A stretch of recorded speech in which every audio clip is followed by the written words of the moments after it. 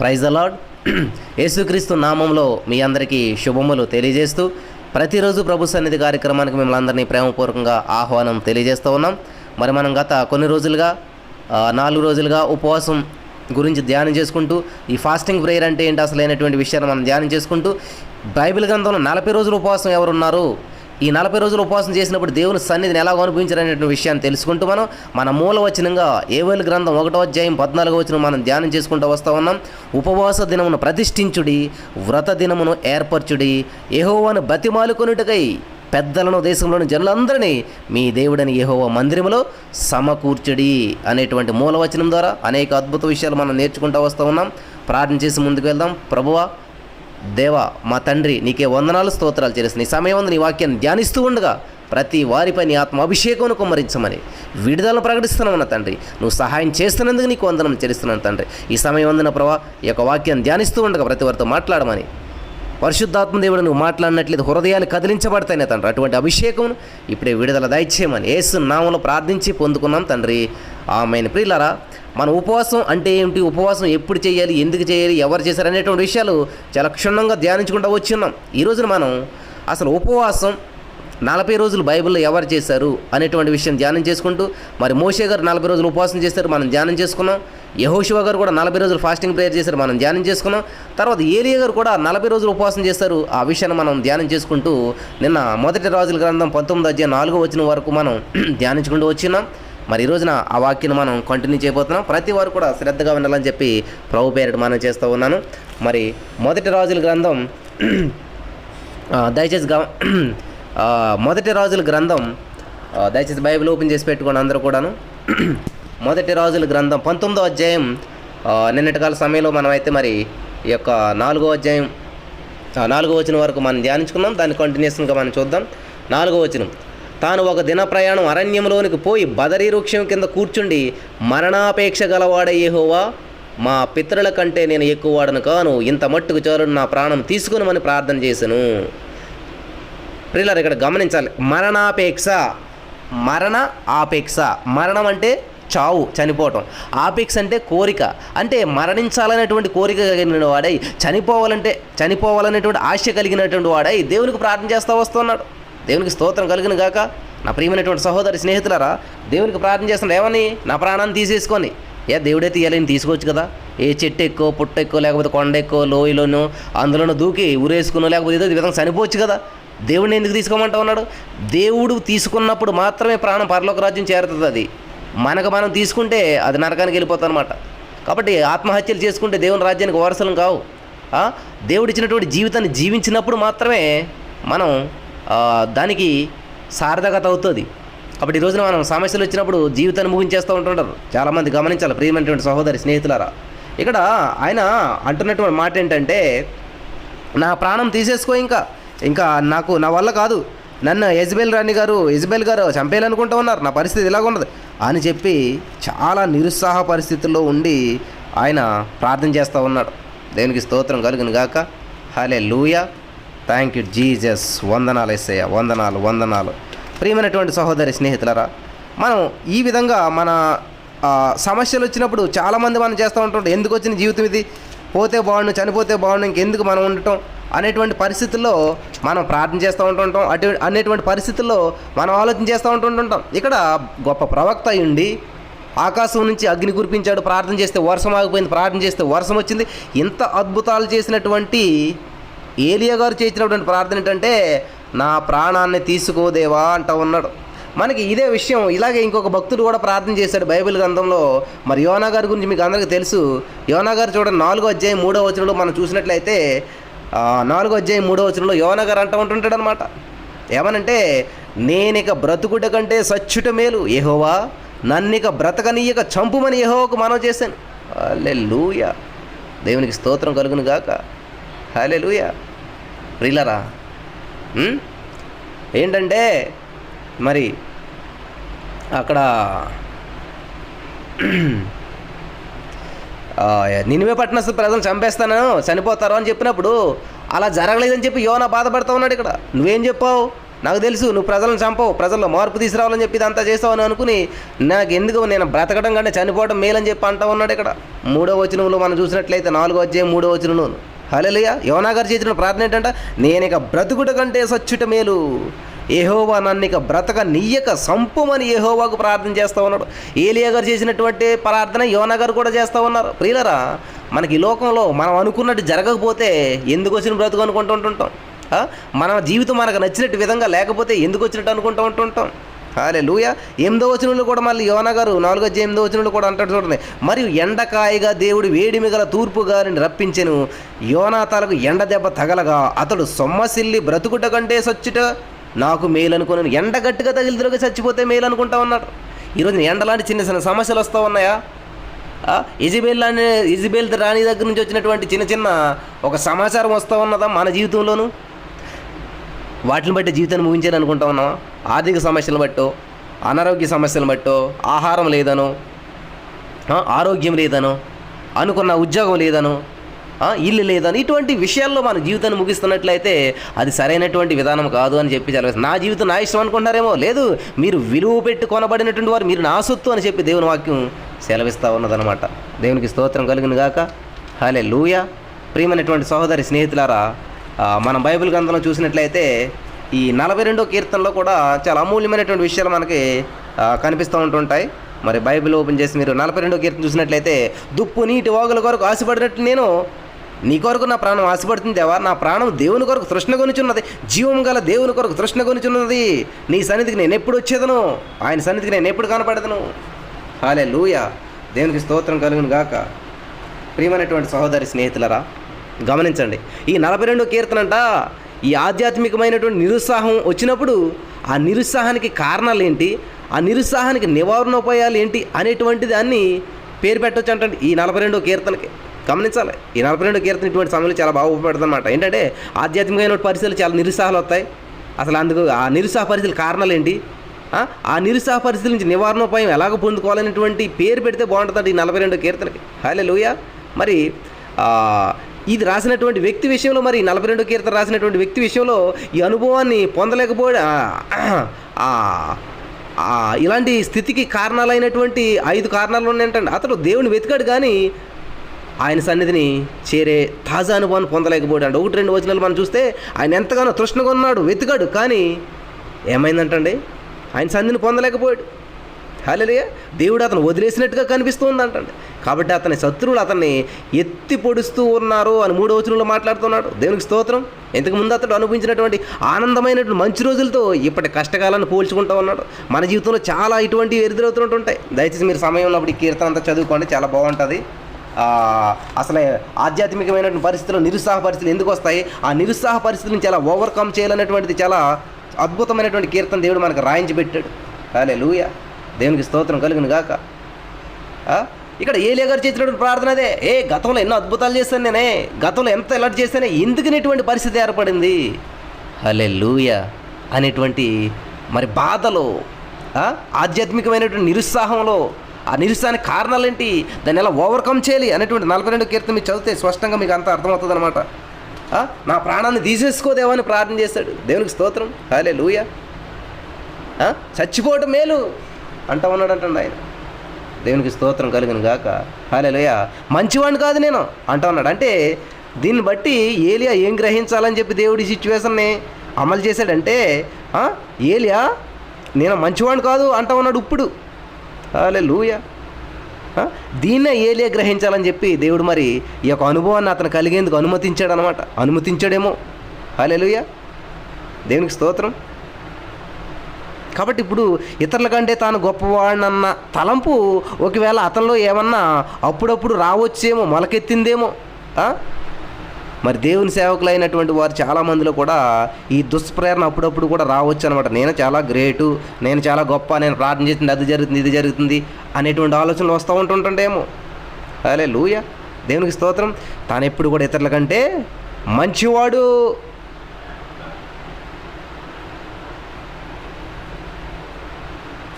ప్రియులరా, ఏలియా గారు ప్రార్థన చేస్తే ఆకాశం నుంచి వర్షం ఆగిపోయిందే, ఏలియా గారు ప్రార్థన చేస్తే అగ్ని కురిసిందే. కారణం ఏంటంటే ఏలియా మంచోడనా, ఏలియా భక్తిపరుడనా?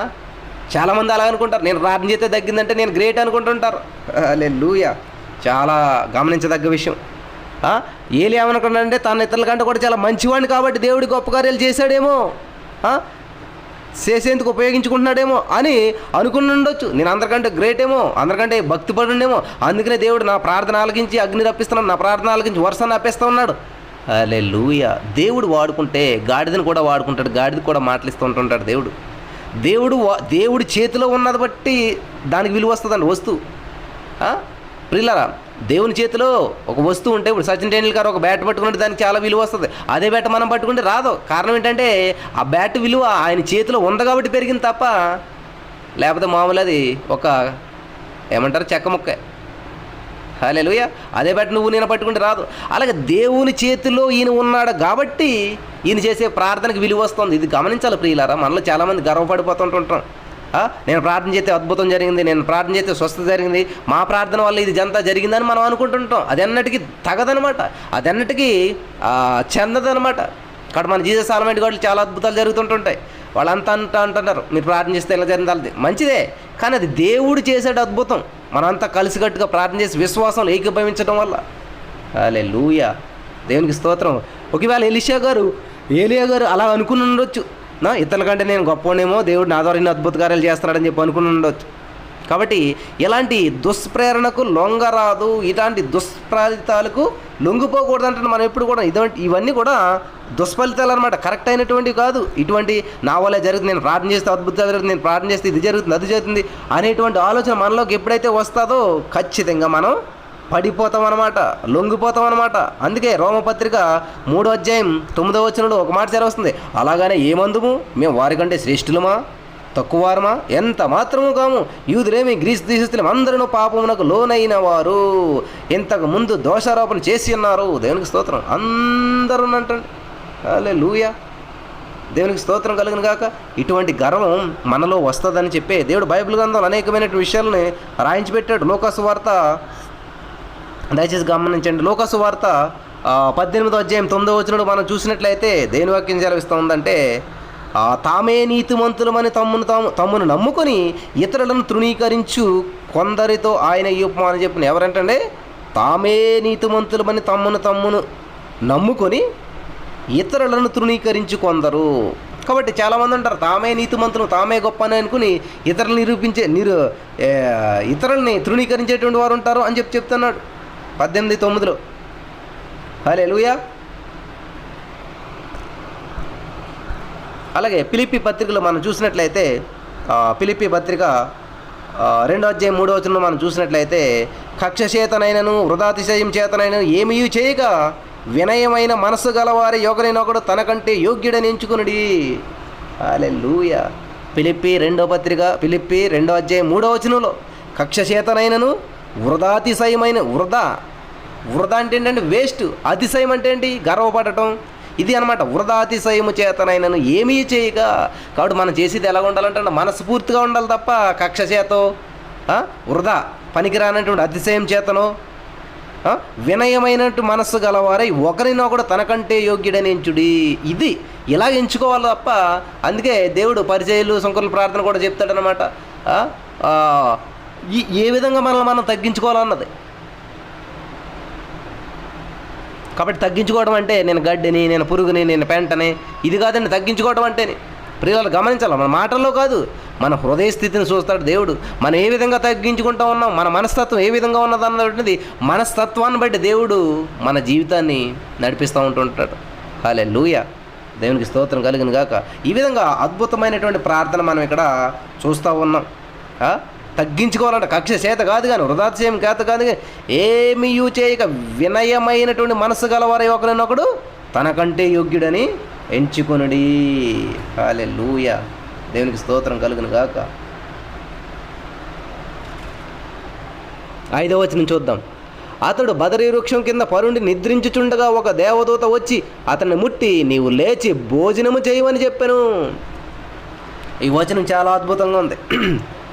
నీ జీవితంలో, మన జీవితంలో మనం ఎప్పుడైతే మన అకౌంట్ నిల్ అవుతుందో దేవుడు వచ్చి ఫిల్ చేస్తాడు.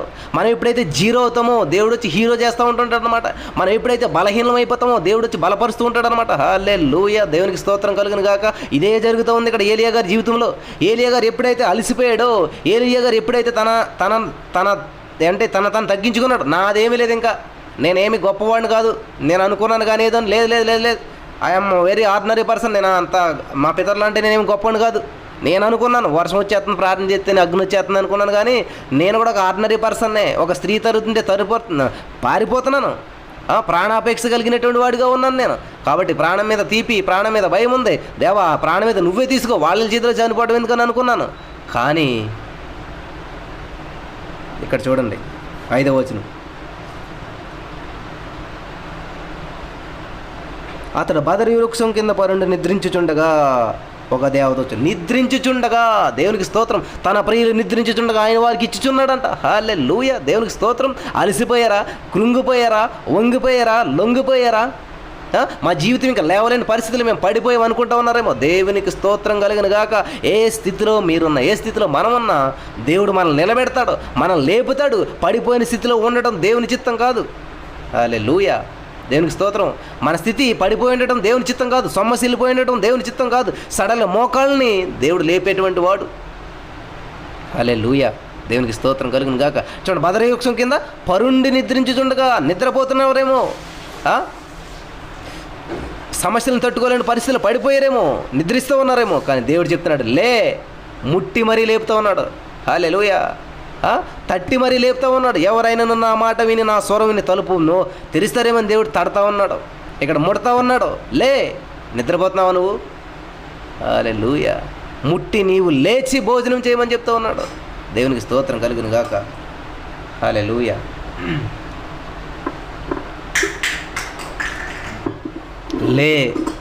లేవాలి. కాబట్టి దేవుడు లేపే దేవుడు అండి మన దేవుడు. పడిపోయినటువంటి ప్రతి స్థితి నుంచి మనల్ని దేవుడు లేపేటువంటి దేవుడు మన దేవుడు. కాబట్టి ఏ స్థితిలో మీరు పడిపోయారో, ఏ స్థితిలో మీ జీవితాలు నిద్రిస్తూ ఉన్నాయో, ఏ స్థితిలో మీ వ్యాపారాలు నిద్రపోతూ ఉన్నాయో, ఏ స్థితిలో ఏదైతే సొమ్మసిల్లిపోయినటువంటి స్థితిలో మీ ఉన్నాయో, దేవుడు వాటన్నిటిని లేపుతున్నాడు. నమ్మిన వారందరూ ఆమేన్ చెప్దాం. హల్లెలూయా.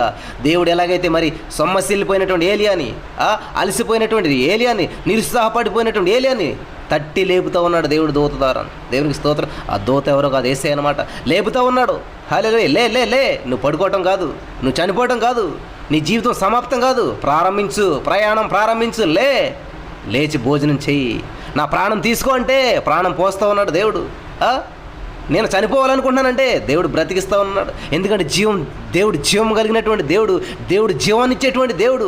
కాబట్టి ఈ స్థితిలో మీరు ఏ స్థితిలో పడిపోయి ఉన్నారో, ఏ స్థితిలో వంగిపోయి ఉన్నారో, ఏ స్థితిలో కృంగిపోయి ఉన్నారో, ఇంక నేను లేవలేను, నేను పడిపోయాను అనుకుంటా ఉన్నారా? దేవుడు ఆ స్థితి నుంచి లేవడానికి కావాల్సిన ఆహారాన్ని ఇస్తాడు దేవుడు. దేవునికి స్తోత్రం. హల్లెలూయా. అదే ఈ ఆహారం అనమాట, అదే ఈ ఆహారం. ఆ దూత ఎవరో కాదు, దేవుడు నన్నే పంపాడు అనమాట. ఇదిగో తిను లేగు, నువ్వు చాలా ప్రయాణం చేయలేం, కానీ ఈ లోకంలో చాలా సమస్యలు ఎదుర్కోవాలి, నువ్వు తిను, ఈ ఆహారం తిను. ఈ వాక్యం అనేటువంటి ఆహారం తింటే నీకు బలం వస్తుంది, ఎటువంటి సమస్యనైనా నువ్వు ఎదుర్కొంటావు అని చెప్తా ఉన్నాడు దేవుడు ఈ రోజున. దేవునికి స్తోత్రం కలుగును గాక. ప్రియులారా, ఆ బదరీ వృక్షం కింద ఉన్నటువంటి ఏలియా గారు ఎవరో కాదు, ఈ వాక్యం వినిచినటువంటి మనందరం కూడాను. దేవునికి స్తోత్రం కలుగును గాక. ఈ వాక్యం పట్టుకొచ్చి పంచిపెడుతున్నటువంటిది ఎవరో కాదు, దేవుడు నన్ను వాడుకుంటూ ఉన్నాడు. పంచిపెట్టి వాళ్ళందరికీ ఏ స్థితిలో బలహీనం అయిపోయారో, కరోనా వైరస్ అనేటువంటి బలహీనతలో వాళ్ళు పడిపోతున్నారు, నిద్రపోతున్నారేమో, భయం పడుతున్నారేమో, ఆందోళన చెందుతున్నారేమో, లేపు వాళ్ళందరికీ, లేపు, ఈ ఆహారాన్ని పెట్టు, వాళ్ళని బలపరచు, వాళ్ళు ఇంకా చాలా ప్రయాణం చేయవలసిన వారు ఉన్నారు, వారందరిని లేపు అని చెప్తా ఉన్నాడు దేవుడు. దేవునికి స్తోత్రం కలుగును గాక. నా ప్రియమైనటువంటి సహోదరి స్నేహితులారా, ఈ మధ్యాహ్నకాల సమయంలో వాక్యం వినిచినటువంటి మీరు తినమంటున్నాడు దేవుడు.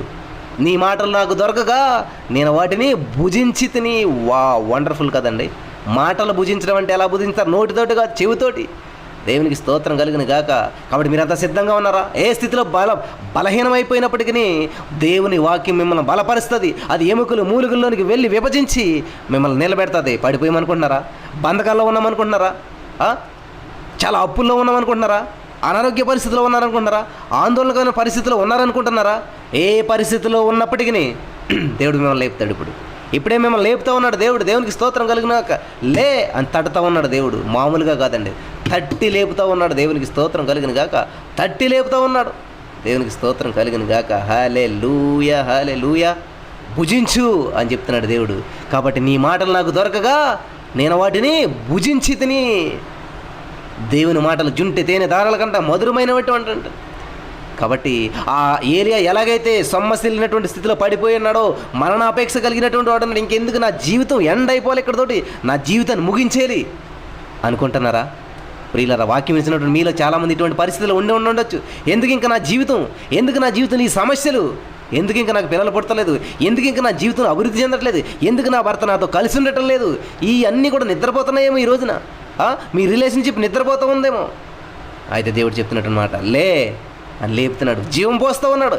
ఏదైతే అణగారిపోయిందో, ఏ ఆర్థిక సమస్యలు అయితే, ఏ ఫైనాన్షియల్ ప్రాబ్లమ్స్ అయితే మీ జీవితంలో మరి అభివృద్ధి చెందకుండా నిద్రపోయినటువంటి పరిస్థితులు ఉన్నాయో వాటన్నిటిని లేపుతున్నాడు దేవుడు ఈ రోజున. మీ బిజినెస్ను లేపుతూ ఉన్నాడు దేవుడు ఈ రోజున. మీ ఆర్థిక పరిస్థితుల నుంచి దేవుడు లేపుతూ ఉన్నాడు ఈ రోజున. దేవునికి స్తోత్రం కలుగును గాక. నమ్మిన వారందరూ పొందుకుందరు గాక. మూయబడినటువంటి ప్రతి గర్భం, నిద్రపోతున్నటువంటి ప్రతి గర్భాన్ని దేవుడు ఈ రోజున లేపుతూ ఉన్నాడు. దేవునికి స్తోత్రం. జీవాన్ని ఇస్తూ ఉన్నాడు. హల్లెలూయా. యేసుక్రీస్తు ప్రభువారు సమాధి నుంచి ఎలాగైతే లేచాడు, సమాధిని తెరుచుకుని బయటకు వచ్చాడు, అలాగే ఈ రోజున వాక్యం ఇచ్చిన ప్రియమైనటువంటి సహోదరి, స్నేహితులారా, మీ పరిస్థితి నుంచి దేవుడు లేపుతూ ఉన్నాడు. అది ఎటువంటిదైనా, ఎటువంటి సమస్యలను పరిస్థితిలో ఉన్నా దేవుడు తన వాక్కును పంపుతున్నాడు, ఆహారాన్ని పంపుతూ ఉన్నాడు. ఎప్పుడైతే ఆహారాన్ని మీరు తీసుకుంటారో లేస్తారు, బలపడతారు. దేవునికి స్తోత్రం కలుగును గాక. మనం బైబిల్ చదువుతున్నప్పుడు ఏలియా గారు వచ్చారు, చెట్టు కింద పడుకున్నారు, దేవదూత వచ్చింది, ఆహారం ఇచ్చింది, తిన్నాడు, వెళ్ళాడు. ఇట్లా మనం చదువుకుంటూ వెళ్ళిపోతే ఏమీ కనిపించదు. ఎందుకు రాశాడు దేవుడు ఆ స్టోరీ అంటే, 1 కొరింథీ 10:11 ఉంది, నీకు బుద్ధి కలగాలి. అక్కడ రాయబడిన వాక్యం ద్వారా మనకు బుద్ధి ఏమొస్తుంది, మనకు జ్ఞానం ఏమొస్తుంది, మనకు ఆలోచన ఏమొస్తుంది అని మీరు అనుకుంటున్నారా? ఇదే ఆలోచన, ఇదే మర్మం, ఆత్మీయ మర్మం. కాబట్టి అలనాడు ఏలియా గారు తిన్నటువంటిది ఆహారం ఏదో అవ్వచ్చు, కానీ ఈ రోజున ఏలియా గారి ప్లేస్లో మనం ఉన్నాం. సొమ్మసిల్లినటువంటి పరిస్థితిలో మనం ఉన్నాం, నిద్రిస్తున్నటువంటి స్థితిలో మనం ఉన్నాం, సమస్యలను మరి కృంగిపోయినటువంటి స్థితిలో మనం ఉన్నాం. కాబట్టి మనకు కావలసినటువంటి ఆహారం దేవుడు తన దూతల ద్వారా పంపిస్తూ ఉన్నాడు. తన పరిశుద్ధాత్మ దేవుడి ద్వారా మనతో మాట్లాడిస్తూ ఉన్నాడు. ఏంటదంటే ఇదే ఆత్మీయమైనటువంటి ఆహారం, ఆధ్యాత్మికమైనటువంటి ఆహారం. ఆ ఆహారం తిన్నప్పుడు మనం ఏం చేస్తామంటండి, బదరీ వృక్షం కింద పరుండి నిద్రించుచుండగా ఒక దేవదూత వచ్చి అతను ముట్టి లేచి, నువ్వు లే, భోజనం చేయమని చెప్పిందంటండి. దేవునికి స్తోత్రం. భోజనం చేయమని చెప్తూ ఉంది. దేవుని వాక్యం వింటూ ఉన్నారా? దేవుని వాక్యాన్ని భుజిస్తూ ఉన్నారా? అది మీ నరాల్లోకి, ఎముకలకు, మూలికలకు వెళ్ళగలుగుతూ ఉందా? లేకపోతే ఎడం చెవితోటి విని కుడి చెవితో విడిచిపెట్టేస్తూ ఉన్నారా? హల్లెలూయా. దేవునికి స్తోత్రం కలుగునుగా. విన్న వాక్యాన్ని హృదయంలో భద్రపరుచుకుని దాని ప్రకారం మనం జీవించగలుగుతున్నామా, దాన్ని అప్లై చేయగలుగుతున్నామా మన జీవితంలో? ఒకసారి ఆలోచించండి ప్రియులారా. హల్లెలూయా. ఆయన జీవము కలిగినటువంటి దేవుడు, మనల్ని జీవింపజేసేటువంటి వాడు. మనకి జీవాన్ని ఇస్తాడు తప్ప, మనల్ని రక్షిస్తాడు తప్ప మనల్ని భక్షించడండో. ఎందుకండి దేవుడు ఇలా చేశాడు? ఎందుకండి ఈ సమస్య ఇలా చేశాడు? మన సింధు వాళ్ళ అమ్మగారు చాలా అద్భుతంగా మాట్లాడేవారు. ఎప్పుడు కూడా నా సమస్యలు ఉన్నాం, బ్రదర్ ఇది మా మేలుకి చేసి ఉంటాడు దేవుడు. ఏంటమ్మా, పిల్లకి ఇంత యాక్సిడెంట్ అయితే మేలుకి చేశాడా?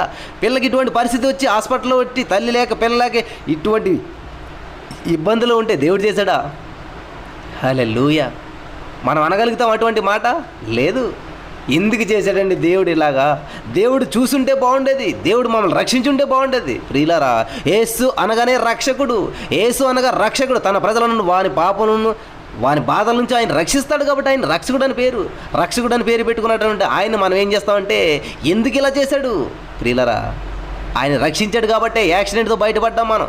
ఆయన రక్షించకపోతే ప్రాణమైపోయేది. హల్లెలూయా. ఆయన రక్షించాడు కాబట్టి ఈరోజు జీవంతో మనం బ్రతికిన్నాం, లేకపోతే ఎప్పుడో పోయేవాళ్ళం. అట్లా ఆలోచన చేయాలి. కానీ ఈ స్థితిలో ఉన్నా, ఎందుకు నాకు ఇంకా ఇల్లు రాలేదు, ఎందుకని నాకు ఇంకా ఉద్యోగం రాలేదు, ఎందుకని నాకు ఇంకా మ్యారేజ్ అవ్వలేదు, ఎందుకని నాకు ఇంకా పిల్లలు పుట్టలేదు, ఎందుకు ప్రతిదీ ప్రశ్నించే విధంగా ఉన్నాం. కానీ దేవానికి స్తోత్రాలు, నాకు ఇచ్చినటువంటి పరిస్థితిని బట్టి, దేవా నాకు ఇచ్చిన ఇల్లుని బట్టి వందనాలు, నాకు ఇచ్చిన పిల్లలను బట్టి వందనాలు, నాకు ఇచ్చిన జీవితాన్ని బట్టి వందనాలు, నాకు ఇచ్చిన ఉద్యోగాన్ని బట్టి వందనాలు. మనం ఎప్పుడైనా ఉన్న దాన్ని బట్టి దేవుని స్తుతించి నేర్చుకున్నామా? లేదు. ఎంత ఉన్నా ఇంట్లో ఇల్లు లేదని ఏడుస్తాం, ఇల్లు ఇచ్చాక ఇంట్లో ఫ్రిడ్జ్ లేదని ఏడుస్తాం, ఫ్రిడ్జ్ ఇచ్చాక వాషింగ్ మెషిన్ లేదని ఏడుస్తాం. ఇలా ఏడుస్తానే ఉంటాం తప్ప ఉన్నదాన్ని బట్టి మనం ఎప్పుడు స్తుతించాం దేవుణ్ణి. దేవునికి స్తోత్రం కలుగును గాక. హల్లెలూయా. పిల్లలు పుట్టలేదు అని బాధపడతాం, పిల్లలు పుట్టాక అయ్యో ఆడపిల్ల పుట్టింది, మగపిల్లడు పుడితే బాగుండు. మనిషి ఆశకి, అంతు పొంతు, ఆలోచనకి ఒక అర్థం అంటూ ఉంటున్నటువంటి పరిస్థితుల్లో మనం జీవిస్తూ ఉంటుంటాం. హల్లెలూయా. దేవునికి స్తోత్రం. కానీ దేవుడు చెప్తున్నాడు, లే, ఏ పరిస్థితిలో నుంచి నేను లేపుతాను. పేతురు కూడా నీటిలో మునిగిపోతుంటాడు. పేతురు ఏమైంది నీ విశ్వాసం, లే అని చేయి పట్టుకు లేపుతూ ఉన్నాడు. దేవునికి స్తోత్రం. ఏలియాని ఇక్కడ చేయి పట్టుకు లేపుతున్నట్టు కూడా దేవుడే, లే లే లే పడుకుంటాడు, లేకు అని చెప్తా ఉన్నాడు. నీటిలో మునిగిపోతున్నాడు పేతురుని కూడా దేవుడు చేయబట్టి లేపుతా ఉన్నాడు. మనం మునిగిపోతే చూసేటువంటి దేవుడు కాదు, మనం నాశనం అయిపోతుంటే చూసేటువంటి దేవుడు కాదు మన దేవుడు. ఆయన రక్షించేటువంటి వాడు. నశించిన దానిని వెతక రక్షించడానికి వచ్చినటువంటి దేవుడు నిన్ను నన్ను వదిలేస్తాడనుకుంటున్నారా ప్రియులారా? నిన్ను నన్ను ఇలా చేస్తాడనుకుంటా ఉన్నారా? లేదే. కాబట్టి మనం ప్రశ్నించే వారంగా ఉంటున్నాం. దేవుని ఎందుకు దేవా నా జీవితం ఇలా చేసావు, ఎందుకు నా పరిస్థితి ఇలాగ ఉంది, ఎందుకు నాకు ఈ ఉద్యోగం లేదని మనం బాధపడుతున్నామేమో. ఒకవేళ ఉన్న దాన్ని బట్టి దేవుని స్తుతించడం నేర్చుకోండి ప్రియులారా. ఎప్పుడు కూడా దేవుని కృతజ్ఞత చెప్పడం నేర్చుకోండి. ఎందుకు నా పిల్లలకి ఇటువంటి పరిస్థితి వచ్చిందని కాదు, దేవా నీవు చూస్తున్నావు కాబట్టి వాళ్ళు ఈ పరిస్థితుల్లోనే ఉన్నారు అని చెప్పి ప్రతి దాన్ని కూడా పాజిటివ్గా తీసుకొని దేవుని స్తుతించండి, దేవుని మహింపరచండి. అద్భుతమైన రీతిలో దేవుడు మనల్ని నడిపిస్తూ ఉంటాడు. అయ్యో ఎందుకు ఇలాగైంది అనకండి, ఎప్పుడు కూడా చింతించకండి. చింతించడం వల్ల మీ చింత యావత్తు దేవుని మీద ఏమన్నాడు కానీ మీరెందుకు చింతిస్తున్నారని చెప్పి దేవుడు చెప్తూ ఉన్నాడు. హల్లెలూయా. ఇక్కడ చూసినట్లయితే చాలా అద్భుతమైనటువంటి సంఘటన జరుగుతుంది. దేవుడు ఏం చేస్తున్నాడు అంటే లేపేటువంటి దేవుడు, మన దేవుడు మన పరిస్థితి నుంచి లేపేటువంటి వాడు. హల్లెలూయా. ముందుకెళ్దాం మనం. ముట్టి నీవు లేచి భోజనం చేయమనగా అతను లేచి చూచినంతలో అతని దగ్గర నిప్పుల మీద కాల్చబడినటువంటి అప్పము నీళ్ల బుడ్డియు కనపడను గనుక అతడు భోజనం చేసి తిరిగి పరుగుండెను. హల్లెలూయా. భోజనం చేసి తిరిగి పరుగుండండి. లేచేసరికి అన్ని రెడీ పెట్టాడంటే దేవుడు. తన ప్రియులు నిద్రించుచుండగా ఆయన వారికి ఇచ్చుచున్నాడు. మరి ఈయన ఆకలేస్తుందని చెప్పి చెట్ల పొట్ల వైపు చూడలేదు. హల్లెలూయా. దేవుడే ఈయనకి ఏర్పాటు చేశాడు. హల్లెలూయా. హల్లెలూయా. దేవునికి స్తోత్రం. చాలామంది సమస్యలు వచ్చినప్పుడు కురుంగిపోతుంటారు, బలపరుస్తుంటుంటాం. అమ్మా ఏం భయపడకమ్మా, దేవుడు ఉన్నాడు, మనకు సాయం చేస్తాడు. ప్రతి విషయంలో కృతజ్ఞత చెప్పాలి. మనకు మొదటి దశలోనికి 5:18 ఉంది. ప్రతి విషయం కృతజ్ఞతలు చెల్లించడి, ఎలాగూ చేయడం యేసుక్రీస్తునందు మీ విషయంలో దేవుని చిత్తం అనేటువంటి వాక్యం నమ్ముతూ ఉంటుంటాం. మళ్ళీ ఏం చేస్తారంటే దేవుని వాక్యం వింటారు, బలపడతారు, మళ్ళీ తినేసి మళ్ళీ పడుకుంటారు. ఎంత అద్భుతంగా రాశాడంటే బైబిల్ దేవుడు.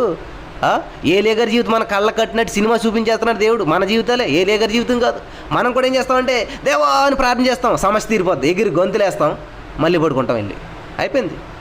ఓ మీటింగ్ పెట్టిస్తాం, ఓ ప్రార్థన పెట్టిస్తాం. మా దేవుడు మా జీవితంలో ఉద్యోగం ఇచ్చాడండి, మా దేవుడు మా జీవితంలో గొప్ప అద్భుతం కార్యం చేశాడండి, ఎన్నాళ్ళు వెయిట్ చేశానండి, పెళ్లి కుదిరిందండి, అది ఇందని చెప్పి అందరికి 100 మందికి పిలుస్తాం, భోజనాలు పెడతాం, పలావ్ బిర్యానీ అన్నీ వండి పెడతాం, మళ్ళీ పడుకుంటాం. ఆత్మీయ స్థితిలో మళ్ళీ పడుకుంటాం, ఆత్మీయ స్థితిలో బలపడతాం, మళ్ళీ పడుకుంటాం. హల్లెలూయా. కెరటంలాగా ఎగురుతాం, ఒకసారి మళ్ళీ పడిపోతుంటుంటాం. నిలకడ ఉండదు మన జీవితంలోనూ. ఎవరో ఒకరు ద్వారా మనల్ని దేవుడు లేపుతూ ఉంటుంటాడు, నిలబెడతా ఉంటాడు, మళ్ళీ పడిపోతుంటాం, మళ్ళీ వెనక్కి వెళ్ళిపోతుంటుంటాం. ప్రియులారా, మీకు బాధ కలుగుతూ ఉండొచ్చు. నిజంగా ఇటువంటి జీవితాలు కదా మన అందరికీ కూడాను. ఎన్నోసార్లు నేను ఎంతో నిర్ణయం తీసుకున్నానండి, ప్రార్థన చేయాలి ప్రతిరోజును, ఉదయకాల సమయంలో 4:30కే లేవాలి. హల్లెలూయా. దేవునికి స్తోత్రం కలుగును గాక. ప్రియులారా, తన ప్రియులు మరి లేచేవారుగా ఉండాలి, నిలబడేవారుగా ఉండాలి, ప్రయాణం చేసేవారుగా ఉండాలి, ప్రభు కొరకు పరుగులు తీసేవారుగా ఉండాలని ఆయన ఆలోచన చేస్తూ ఉంటాడు. అదే ఆలోచన దేవుడు మాకు ఇచ్చాడు కాబట్టి మార్నింగ్ 4 o'clock లేచి ప్రార్థించాలని చెప్పి అందరికీ ఆన్లైన్లో అవకాశం ఇస్తూ ఉన్నాం, యూట్యూబ్లో అవకాశం ఇస్తూ ఉన్నాం, చక్కగా మార్నింగ్ లేచి ప్రార్థన చేయడానికి. హల్లెలూయా. ప్రతి విషయంలో కృతజ్ఞతలు చెల్లించడం నేర్చుకోవాలంటే దేవునికి. హల్లెలూయా. దేవునికి స్తోత్రం కలుగును గాక. ఆయన ఏం చేశాడు, లేచాడు, చూశాడు, ఈ రొట్టె ఎక్కడొచ్చింది, నిప్పులు ఎక్కడొచ్చింది, ఏమి లేవు, నిప్పులు, రొట్టె, నీళ్లు. అబ్బా, దేవుడు ఎలాగిస్తాడు చూడండి. రొట్టె ముక్క ఎట్టు పెట్టేసి వదిలేసేయడండి. మళ్ళీ తింటున్నప్పుడు ఏమైనా అడ్డపడిపోతామని చెప్పి నీళ్లు కూడా ఇస్తూ ఉంటాడు అంటే. అంటే దేవుడు ఎంత ప్రణాళికగా, ఎంత సిస్టమ్గా, హల్లెలూయా, ఎంత అద్భుతంగా చూసారా, ఎంత సిస్టమేటిక్గా పెడుతున్నాడు. నిప్పులు, నీళ్లు, రొట్టె, అబ్బా అన్నీ ఎంత ఒకటిచ్చొకటి మానేయట్లేదు. దేవుడు సంపూర్ణంగా ఇస్తాడంట. దేవుడు ఇచ్చేది ఎప్పుడు కూడా సర్వ సమృద్ధిలోకి దేవుడు నడిపిస్తూ ఉంటుంటాడంట. హల్లెలూయా. దేవునికి స్తోత్రం కలుగును గాక. యెహోవాను విడిచి వేరొకను అనుసరించే వారికి శ్రమలు విస్తరిస్తాయంట, కానీ యెహోవాను అనుసరించే వారికి అది శ్రమ వచ్చినా కూడా ఆశీర్వాదకరంగా మార్చేస్తాడు దేవుడు. ఏలియా గారేమో నేను చనిపోతానని అంటే లేక భోంచేయి, ప్రయాణం చేయాలి నువ్వు అంటున్నాడు. చూసారు ఎంత బాగుందో మాట. చాలండి ఇంకా నా ప్రాణం తీసుకున్నాంటే సరే భోంచేయి, తర్వాత చూద్దాం అంటున్నాడు దేవుడు. ఎంత ఫ్రెండ్లీగా మాట్లాడతాడు చూసారా దేవుడు, ఎంత ఫ్రెండ్లీగా గైడ్ చేస్తుంటాడు చూసారా దేవుడు. మనం ఎంతో డిసప్పాయింట్లో వస్తుంటుండే హాయిగా మాట్లాడతాడు దేవుడు, ఆదరించే విధంగా మాట్లాడతాడు. సరే తర్వాత చూద్దాంలేక నా సంగతే, ముందు భోంచేయి అంటున్నాడు మాట దేవుడు. ప్రభా నా ప్రాణం తీసుకుంటే నేను ప్రాణం తీయను ఆయన, నా ప్రాణం ఇస్తాను అవసరమైతేనే. నేను ప్రాణం పోసేటువంటి వాడినే, నేను జీవం ఇచ్చేటువంటి వాడినే, నా పేరే జీవాధిపతి, నేను ఎలా ప్రాణం తీస్తాను, నేను ప్రాణం పోసేటువంటి వ్యక్తిని. హల్లెలూయా. దేవునికి స్తోత్రం. అవసరమైతే నా ప్రాణం ఇచ్చేటువంటి వ్యక్తిని కానీ నేను నా ప్రాణమైన ఇచ్చేస్తాను, కానీ నీ ప్రాణం నేను ఎలా తీసుకుంటాను? లేక భోజనం చేయి, అటువంటి మాటలు మాట్లాడుకో. చాలా ఉంది మనకి, చాలా దూరం ప్రయాణం చేయాలి, ముందు లేచి తిను అన్నాడంట దేవుడు. దేవునికి స్తోత్రం కలుగును గాక. మన జీవితంలో ఎదురైనటువంటి సమస్యను బట్టి ఒకసారి మనం దేవుడిని ఇలాగే ప్రార్థన చేస్తాం, దేవా నా ప్రాణం తీసుకో, నా జీవితం చాలు ఇంకా. హల్లెలూయా. ఒకవేళ మరి ఏలియా గారు ఏమన్నా గర్వించాడేమో, ఒకవేళ ఏలియా గారు ఏమన్నా నేను అందరికంటే గ్రేట్ అని అనుకున్నాడో, మరి ఏమనుకున్నాడో మనకేం తెలియదు, కానీ దేవుడు ఈ పరిస్థితిని అవకాశం ఇచ్చాడు, దేవుడు అనుమతించాడు కాబట్టే ఆయనకి ఈ పరిస్థితులు వచ్చాయి. దేవుని అనుమతి లేకుండా చేయమైనా కుట్టదంట మనల్ని. గమనించాలి ప్రియులారా, ఈ అనుమతి గుండా దేవుడు మనల్ని నడిపించాడంటే ఈ వైరస్ భూమి మీదకి రావడానికి, ప్రజల్లో రావడానికి దేవుడు అనుమతి లేకుండా అది ఎట్టి పరిస్థితులు రాదది. దేవుడు అనుమతించే ఉంటుంటాడు. దేవుడు మాత్రం తీసుకొచ్చింది మాత్రం కాదు, కానీ దేవుడు అనుమతి లేకుండా మాత్రం రాదు. హల్లెలూయా. దేవునికి స్తోత్రం కలుగును గాక. ప్రియులారా గమనించాలి. ఈ విధంగా ఇటువంటి పరిస్థితులు కూడా మనం వెళ్తూ ఉన్నప్పుడు ఆయన ఏం చేస్తున్నాడంట, లేచాడు, సాల్వ్ ద ప్రాబ్లం సాల్వ్ అయిపోయింది. తినడానికి ఆహారం ఉంది, మంచిగా నీళ్లు ఉన్నాయి, అన్నీ లేచాడు, శుభ్రంగా తిన్నాడు, మళ్ళీ పడుకున్నాడు. ఈరోజున సమస్యల్లో ఉన్న వాళ్ళు లేపుతూ ఉంటుంటే, బలహీనమైనటువంటి వాళ్ళని బలపరుస్తూ ఉంటుంటే, విశ్వాసంలో వాళ్ళు లేవనెత్తుతూ ఉంటుంటే మళ్ళీ ఏం చేస్తున్నారంట, వాళ్ళు ఓ సాక్ష్యం చెప్తారు, ఓ మీటింగ్ పెట్టిస్తారు, అయిపోయింది, మళ్ళీ పడుకుంటారు, వెళ్ళిపోయి మళ్ళీ చర్చిలో కనపడరు, మళ్ళీ దేవుని సన్నిధిలో కనిపించరు, మళ్ళీ దేవుని వాక్యాన్ని చదవరు. అటువంటి స్థితిలో మనం ఉన్నాం. చాలాసార్లు మనం అలాగే చేసాం, మనందరం కూడాను. మన చిన్నతనం నుంచి ఎన్నిసార్లు మనం అటువంటి పరిస్థితులు కూడా వెళ్ళాము, గుర్తు తెచ్చుకోండి ఒకసారి. పడిపోయినటువంటి పరిస్థితులు కూడా ఉన్నప్పుడు ఎవరో ఒకరు మనం లేపి దేవుని సన్నిధి రావాలి, దేవునిలో ఉండాలని మనం నిలబెట్టినప్పుడు మళ్ళీ మనం ఏం చేసాం? హల్లెలూయా. దేవునికి స్తోత్రం కలుగును గాక. చూడండి, కాల్చబడిన అప్పం అంటండి. ఏంటంటే నిప్పుల మీద కాల్చబడినటువంటి అప్పం ఉన్నదంట అక్కడ. దేవుడు కాల్చబడినటువంటి అప్పం ఇచ్చాడంటండి. ఏదో మంచిది కాంది చెడ్డది కాంది, యెహోవా ఉత్తమమైనటువంటి దాన్ని అనుగ్రహిస్తాడంటండి. కాల్చబడినటువంటి మంచి అప్పాన్ని ఇచ్చాడంటండి. హల్లెలూయా. కాల్చబడనది పచ్చిది తింటే మనకి పనికిరాదంటే, పచ్చిది పనికిరాదనమాట. కాబట్టి మనం వాక్యాన్ని, ఎటువంటి వాక్యాన్ని భుజిస్తూ ఉన్నాం? కాల్చబడినటువంటి వాక్యాన్ని భుజిస్తూ ఉన్నామా, లేకపోతే తేనె పూసినటువంటి వాక్యాన్ని భుజిస్తూ ఉన్నామా? ఈ రోజున చాలామంది వాక్యం చెప్తూ ఉంటుంటే హృదయాలు నొచ్చుకోకూడదు, హృదయం మండుతూ ఉండాలంటే. యేసుక్రీస్తు ప్రభువు మాట్లాడుతూ ఉంటే పునరుత్థానం అయిన తర్వాత మన హృదయాలు మండినీ కదరా బాబు అక్కడ అనుకుంటారంట వాళ్ళిద్దరు కూడా. కాబట్టి ఈ రోజున దేవుని వాక్యం విన్నప్పుడు హృదయం కత్తిచ్చుకుని కోస్తూ ఉంటుంటే బ్లడ్ బయటకు వస్తుంది, లేకపోతే అది సెట్ కాదు. ఇప్పుడు ఆపరేషన్ అనేది ట్యూబ్ ద్వారా చేసేస్తున్నారు. ఎంత ట్యూబ్ ద్వారా ఆపరేషన్ చేసినా కానీ చిన్న హోల్ ఒకటి పెడతారమ్మో, చిన్న హోల్ ఒకటి పెడతారో ఖచ్చితంగా బ్లడ్ అనేటువంటి వస్తుంది అన్నమాట. కాబట్టి ఇక్కడ ఏంటంటే కాల్చబడినటువంటి అప్పము. హల్లెలూయా. దేవునికి స్తోత్రం. కాల్చబడినటువంటి అప్పం. కాబట్టి దేవుని వాక్యాన్ని, ఎటువంటి వాక్యాన్ని వింటూ ఉన్నాం మనం, ఏ విధంగా వింటూ ఉన్నాం? ఇప్పుడు మనం చదివేస్తాం అప్పమోటి తిన్నాడు అయిపోయి, అలా కాకుండా కాల్చబడటం అంటే ఏంటంటే దాన్ని బాగా కాల్చుకోవాలన్నమాట. మనకి రుచికరంగా ఉండాలంటే కాల్చబడాలన్నమాట వాక్యం. దేవునికి స్తోత్రం కలిగిన గాక. కాబట్టి దాన్ని బాగా తయారు చేసి టేస్ట్ఫుల్గా చేసి పెడితే అప్పుడు దాన్ని తినబుద్ధి అవుతుంది, బాగుంటుంది అనమాట. కాబట్టి ఈరోజు చాలామందికి కాలుతూ ఉంటుంటుంది అనమాట. కొన్ని వాక్యాలు చెప్తుంటుంటే చాలామందికి బాధ అనిపిస్తూ ఉంటుంటుంది. దేవునికి స్తోత్రం అంటే అది బాగా వాక్యం కాల్చబడింది అనమాట. హల్లెలూయా. దేవునికి స్తోత్రం. వేడి జిలాబీ నోట్లు వేసుకుంటే ఎలా కాలుతుందో, వేడి మాంసం పకోడి నోట్లు వేసుకుంటే ఎట్లా కాలుతుందో, ఈ వాక్యం కూడా అంత హీట్ అయినటువంటిది అనమాట, అంత మండిస్తుంది అనమాట హృదయాన్ని. దేవునికి స్తోత్రం కలిగిన గాక. అటువంటి మంట మీలో కలుగుతుండే దేవునికి స్తోత్రం కలిగిన గాక. నిజమైనటువంటి వాక్యం అంత వేడిగానే ఉంటుంది, అంత హాట్గానే ఉంటుంది అనమాట, అంత బాధగా ఉంటుంది అనమాట. అసలు వాక్యం రెండొంచులు వాడిగల ఖడ్గం నరుక్కుంటూ పోతుంది అనమాట. ఎక్కడ ఏదున్నా కూడా లోపలికి ఎముకలు మూలికలు విభజిస్తూ ఉంటుందంట. హల్లెలూయా. హృదయం నలుగుతుందా నా ప్రియమైనటువంటి సహోదరి స్నేహితులారా? మనసు బాధ కలుగుతూ ఉందా? అయితే చాలా కాల్చబడినటువంటి ఆహారం మీకు వెళ్తూ ఉందన్నమాట లోపలికి. దేవునికి స్తోత్రం కలిగిన గాక. హల్లెలూయా. హాట్ కేక్స్ అంటారు కదా, చాలా హీట్గా వేడివేడిగా ఉన్నటువంటి కేక్ ఎంత డిమాండ్ ఉంటుందో తెలుసు కదా. అట్లాగే స్పాట్లో వస్తుంది మీకు హాట్ కేక్ అనమాట ఇదంతా కూడా. కాబట్టి కాల్చబడినటువంటి ఆహారం మీ ముందు ఉన్నది. హల్లెలూయా. దేవునికి స్తోత్రం కలిగిన గాక. హల్లెలూయా. జాగ్రత్తగా వినాలి, జాగ్రత్తగా తినాలి. జాగ్రత్తగా తినకపోతే కాలిపోతుంది నోరు కూడా. హల్లెలూయా. దేవునికి స్తోత్రం కలిగిన గాక. కాబట్టి మనం ఆ హాట్గా ఉన్నటువంటి దాంట్లో చాలా మరి కేర్ఫుల్గా ఉండాలన్నమాట. లేకపోతే ఏమవుతుంది అంటండి, కాలిపోతుంది, నోరు కాలిపోతుంది జాగ్రత్తగా తీసుకోకపోతే. దేవునికి స్తోత్రం కలిగిన గాక. కాబట్టి దేవుని వాక్యం జాగ్రత్తగా వినకపోతే కాలవలసిన చోట కాలుతూ ఉంటుంటుంది. దేవునికి స్తోత్రం. హల్లెలూయా, హల్లెలూయా. కాబట్టి ఇక్కడ చూడండి, కాల్చబడినటువంటి అప్పము నీళ్ల బుడ్డియు కనబడింది. హల్లెలూయా. ఒకవేళ మీరు ఏమైనా కాలిపోయింది అనుకోండి, ఎక్కడన్నాను మనసు గాయపడింది అనుకోండి, దేవుడు మళ్ళీ ఏం చేస్తాడు? నీళ్ళు పెడతాడనమాట. పరిశుద్ధాత్మ దేవుడు ఏం చేస్తాడంటే మళ్ళీ వచ్చి ఆదరింతాడనమాట. అమ్మా, బాధ కలిగిందా నీకు వాక్యం? ఆ వాక్యం ద్వారా నీకు ఏమన్నా కొంచెం అలాగే అనిపించిందా అని చెప్పి మళ్ళీ పరిశుద్ధాత్మ దేవుడు ఆదరిస్తూ ఉంటాడు అనమాట. కాబట్టి ఈ రోజున పరిశుద్ధాత్మ దేవుడు ఏం చేస్తాడంటే ముందు కాలుస్తూ ఉంటుంటాడు. కాల్చబడకపోతే సెట్ అవ్వదు. పచ్చి తింటే మోసం చదువుతాయి. కాల్చబడినటువంటి ఆహారం తింటేనే మనకి హెల్త్కి సెట్ అవుతుంది అనమాట. కాబట్టి ఏది ఆరోగ్యమో ఏది మంచిదో దేవుడికి తెలుసు కదా. అందుకని మనం ఏం చేస్తాడు, ఒకసారి కాలుస్తూ ఉంటుంటాడు అనమాట. దేవునికి స్తోత్రం కదా. కాల్చబడినటువంటి ఆహారాన్ని ఇస్తూ ఉంటుంటాడు అనమాట. అది మన మేలు కొరకని మనం గుర్తించాలి. నేను కాల్చింది అసలే తిన్నాను, పచ్చిదే తినేస్తాను, ఆ చపాతీ చేసినట్టే తినేస్తాను నేను అని తింటే ఎట్లా ఉంటుంది? కాలిస్తేనే దానికి అందము ఆకారం అంతా బాగుంటుంది అనమాట. పచ్చిదే తినేసామనుకోండి ఏమవుతుంది? మీకు తెలుసు అదంతా కూడా. అందుకని దేవుడు ఏం చేస్తాడు? కాల్చబడినటువంటి ఆహారాన్ని ఇస్తూ ఉంటుంటాడు. హల్లెలూయా, దేవునికి స్తోత్రం కలుగును గాక. ఆయమ్మ రోటీ మేకర్ అనమాట. దేవుడు నన్ను రోటీ మేకర్గా చేసి పెట్టాడు ఇక్కడ. బాబు, వేడి రొట్టెలు వేసి వాళ్ళకి ఇచ్చేసాయి, స్పాట్లో పంచిపెట్టేసాయి, హాట్ కేక్స్ ఇచ్చేసాయి అన్నారు అనుకోండి. దేవుడు ఏం చేస్తాం? ఇచ్చేస్తాం. ఇచ్చేటప్పుడు మీరు తొందరపడి కొంచెం తొందర ఎక్కువైపోయి గబగబ 2-3 నోట్లు వేసుకున్నారనుకోండి, నోరు కాలిపోతుంటుంది అనమాట. ఏంటంటే ఎలాంటిది ఇచ్చాడు ఈయన, ఎలాంటిది చేశాడేంటి ఈయన అని నన్నంటే నాది పొరపాటు ఏముంటుంది? తినే విధానంలో తప్పు ఉంటే చేసే విధానంలో తప్పు ఎందుకు ఉంటుంది? ప్రియులా, అంతే కదా. దేవుడు చేసేమన్నట్టు చేసి ఇచ్చేస్తున్నాం.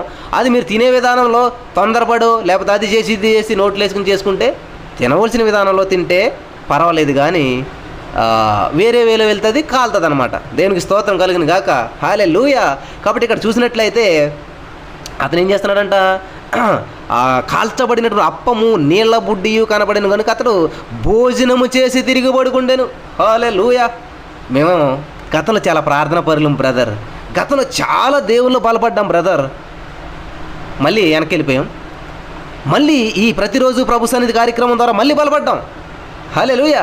మళ్ళీ లేచాం, మళ్ళీ సమృద్ధి అయినట్టు ఆహారం తిన్నాం, కానీ మళ్ళీ పడుకున్నాం. హల్లెలూయా. మళ్ళీ పడిపోయాం అని అంటా ఉన్నారా? అటువంటి పరిస్థితి మీకు ఎదురవుతూ ఉన్నదా? దయచేసి గమనించండి ప్రియులారా, అదే జరుగుతూ ఉంది ఇక్కడ.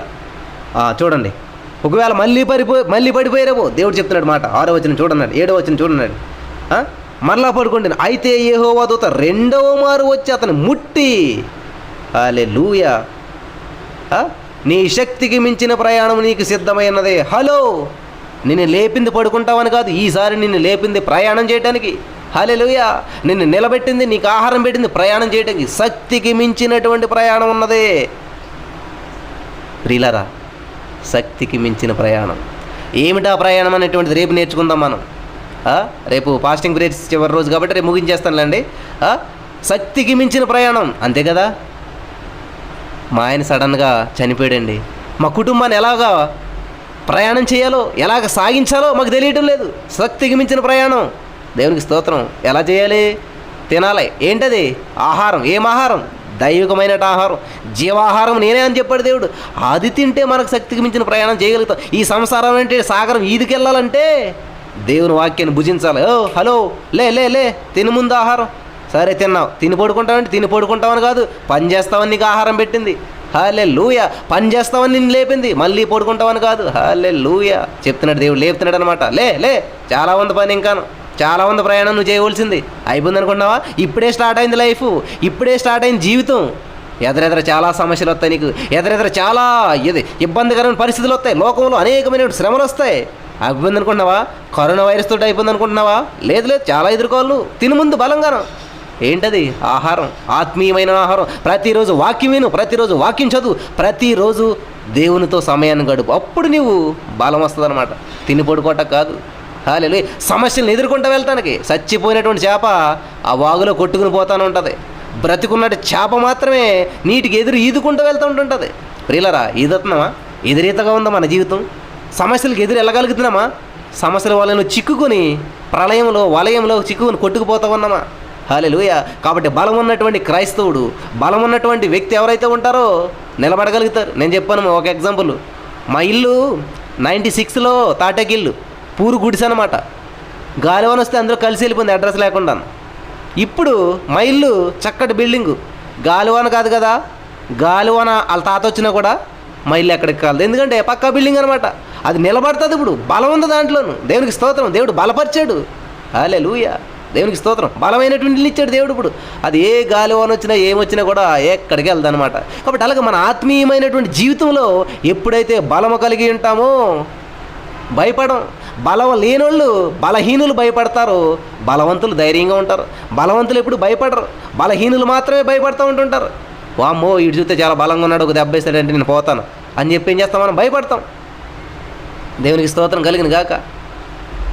కాబట్టి ఈ రోజున మనం తిన్నది ఎందుకంటే, మన వాక్యం వింటున్నది ఎందుకంటే, మనం బలపడుతున్నది ఎందుకంటే చాలా దూరం ప్రయాణం చేయాలి. ఈ లోకంలో ఆర్థిక సమస్యలు వస్తాయి, అనారోగ్య సమస్యలు వస్తాయి, వివాహ సమస్యలు వస్తాయి, గర్భంలో సమస్యలు వస్తాయి, బ్యాక్లో సమస్యలు వస్తాయి, ఒంటిలో సమస్యలు వస్తాయి, హార్ట్లో సమస్యలు వస్తూ ఉంటుంటాయి. ఇవన్నీ సమస్యలే.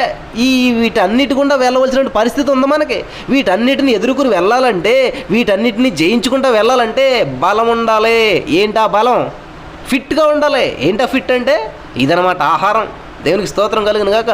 దేవుని వాక్యము ఎప్పుడైతే భుజిస్తూ ఉంటామో ఆధ్యాత్మికమైనటువంటి బలాన్ని పొందుకుంటూ ఉంటాం. ఈ లోకంలో ఏ సమస్య ఎదురైనా అవలీలగా ఎదుర్కోగలుగుతాం అనమాట. ఎందుకంటే మనలో ఒక ఆయన ఉంటాడనమాట, ఆధ్యాత్మికమైన పురుషుడు. ఆయన మనం బలపరుచుకోవాలి. కన్సీవ్ అయినట్టునే ఏం చేస్తామంటే డాక్టర్ దగ్గరికి వెళ్ళి ఎన్నో నెలండి, మెడిసిన్ ఇప్పుడు ఏం వాడాలి, అప్పుడేం వాడాలి, ఇప్పుడేం వాడాలి, ఎన్ని ప్రోటీన్లు, ఎన్ని మెడిసిన్లు, ఎన్ని ఇవి అవి డ్రింక్స్, ఫ్రూట్స్, డ్రై ఫ్రూట్, అబ్బా ఎన్ని పెట్టేస్తాం. ఎందుకంటే లోపల ఉన్న పెట్టే సక్రమంగా ఎదగాలి, ఆరోగ్యంగా ఉండాలి. మరి అంత ఆలోచిస్తున్నాం మనం. మన లోపల అంతరంగ పురుషుడు అనేటువంటి ఒక ఆయన ఉంటాడే, పరిశుద్ధాత్మ దేవుడు మనలో నివాసం చేస్తూ ఉంటుంటాడే. మరి ఆయనకి ఆహారం పెడుతున్నామా మనం? ఆ పరిశుద్ధాత్మ దేవుడిని మనం బిల్డ్ చేసుకోగలుగుతున్నామా? మన ఇన్నర్ మ్యాన్ మనం బిల్డ్ చేసుకోగలుగుతున్నామా? మన ఇన్నర్ మ్యాన్ మనం బలపరచుకోగలుగుతున్నామా? ఆధ్యాత్మికంగా బలహీనం అయిపోతున్నామా? పౌలు గారు అంటాడు అందుకే, శరీరం ఆత్మసిద్ధమే కానీ నాకు శరీరం బలహీనత అంటూ ఉన్నాడు. కాబట్టి మన ఆత్మీయ పురుషుని మనం బలపరచుకోగలుగుతున్నామా? ఆత్మీయ పురుషుడు బలంగా ఉండాలంటే ఎక్సర్సైజ్లు చేయాలన్నమాట. ఏంటది? ఫిజికల్గా ఫిట్గా ఉండాలంటే రన్నింగ్ చేయాలి, వాకింగ్ చేస్తూ ఉండాలి, స్కిప్పింగ్ చేస్తూ ఉండాలి, చక్కటి ఎక్సర్సైజ్లు వ్యాయామం చేస్తే మంచి ఫిట్గా ఉంటాం అనమాట. లేదంటే తినేసి కూర్చుని పొట్ట పెరుగుతుంది, బలహీనం, అనారోగ్యం అన్నీ వస్తుంటుంటాయి. అలాగే స్పిరిచువల్గా ఆ ఇన్నర్ మ్యాన్ని మనం ఫిట్గా చేయాలంటే ఏం చేయాలంటే ఎక్సర్సైజ్ చేయాలన్నమాట. స్పిరిచువల్ ఎక్సర్సైజెస్ ఏంటంట? ప్రతిరోజు ఎర్లీ మార్నింగ్ లేవడం, చీకటితోటే ప్రార్థన చేయటం, బైబిల్ చదవటం, దేవుని వాక్యం వినడం, ఇవన్నీ ఎక్సర్సైజెస్ అనమాట. ఇవన్నీ చేస్తూ ఉంటే మన అంతరంగ పురుషుడు బలపడుతూ బలపడుతూ బలపడుతూ వస్తాడు. హల్లెలూయా. ఎప్పుడైతే అంతరంగ పురుషుడు బలపడ్డాడో 6 ప్యాక్ వస్తుంది అన్నమాట. మనం అప్పుడు ప్రయాణం చేస్తూ ఉంటుంటాం. ఎవడన్నా ఎదురొచ్చాడు అనుకోండి, వామ్మో వీడికి 6 ప్యాక్ ఉంది, వీటితో వెళ్ళకూడదు, మనం సైడ్ అయిపోతుంటారు. దారిలోనే ఎదురైన ప్రతి సమస్య వద్దొద్దు ఈయన ఎదుర్కోలేము మనం అని చెప్పి ఏం చేస్తే సైడ్ అయిపోతుంటాయి అనమాట. హల్లెలూయా. మనం ఎప్పుడైతే వీక్గా వెళ్తున్నామో ఎవడు రాయడో అని చెప్పి వచ్చి కిందకు దొక్కేస్తాయి అనమాట సమస్యలు. మనం ఈ రోజున సమస్యలు తొక్కబడిపోతున్నాం. కారణం ఏంటంటే బలహీనం, బలం లేదు. స్పిరిచువల్ ఎక్సర్సైజ్ చేయం కాబట్టి మనం అస్సలు ఎక్సర్సైజ్ చేయలేని చూడండి ఎంత ముద్దుగా బొద్దుగా ఉంటారు, కదలరు, మెదలరు, అక్కడే ఉంటారు అనమాట. చూడటానికి అందంగా కనబడతారు కానీ ఏముండదు. అలాగే మనం ఎప్పుడైతే బలహీనం అయిపోయామో సమస్యలు వచ్చి మనల్ని చుట్టేస్తాయి, ముట్టేస్తాయి, తట్టేస్తాయి, తొక్కేస్తాయి అనమాట. కానీ ఎప్పుడైతే బలంగా ఉంటామో పారిపోతాయి, సైడ్ అయిపోతాయి అనమాట. వామ్మో ఈయనతో పెట్టుకోలేము బాబు మనం అని చెప్పేసి. హల్లెలూయా. కాబట్టి మిగతా రిమైనింగ్ పార్ట్ రేపు నేను కంటిన్యూ చేసి కంప్లీట్ చేసేస్తాను. రేపుతో మన ఫాస్టింగ్ బ్రేక్స్ లాస్ట్ కాబట్టి కళ్ళు మూసుకొని ప్రార్థించేద్దాం. యేసయ్యా, చాలా అద్భుతమైన విషయాలు మాతో మాట్లాడావు. ప్రతి వారిని బలపరచావు, నీకు వందనాలు. విన్న వాక్య వ్యర్థంగా ప్రతి హృదయంలో నాటబడి ఫలించుటకు సహాయం చేయమని యేసు నామంలో ప్రార్థిస్తున్నాం తండ్రి. ఆమేన్. Praise the lord. మేము చేసే ప్రతి వీడియో అప్డేట్స్ మీకు నోటిఫికేషన్ రూపంలో రావాలి అంటే మీ ఫోన్లో యూట్యూబ్ ఛానల్లో జీసస్ ఆల్మైటీ గాడ్ అని టైప్ చేసి సెర్చ్ చేసినట్లయితే జీసస్ ఆల్మైటీ గాడ్ యూట్యూబ్ ఛానల్లో సబ్స్క్రైబ్ అనే బటన్ని ప్రెస్ చేసి దాని పక్కన ఉన్న బెల్ బటన్ని కూడా ప్రెస్ చేయండి. దీని ద్వారా మేము చేసే ప్రతి వీడియో అప్డేట్స్ మీరు మిస్ అవ్వకుండా నోటిఫికేషన్ రూపంలో పొందుకుంటారు. థ్యాంక్స్.